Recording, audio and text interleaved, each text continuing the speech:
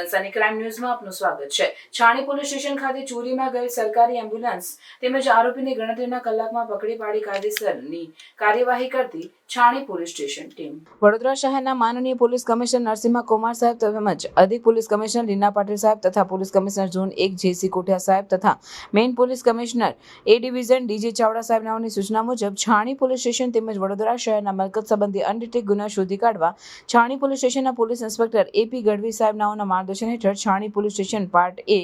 BNS કલમ 303(2) મુજબના કામે સફેદ કલરની ફોર્સ કંપનીની ટેમ્પો ટ્રાવેલર સરકારી એમ્બ્યુલન્સ જેનો રજિસ્ટર નંબર GJ22GA0745ની ચોરીમાં ગયેલ જેની તપાસમાં નીકળેલ પોલીસ ઇન્સ્પેક્ટર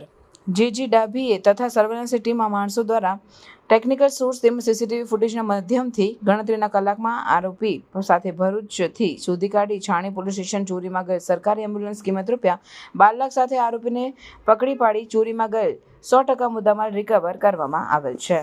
સનસની ક્રાઇમ ન્યૂઝ ને સબસ્ક્રાઇબ કરો અને બેલ આઇકન દબાવી તાજી અને સચોટ ક્રાઇમ સમાચાર સૌથી પહેલા મેળવો।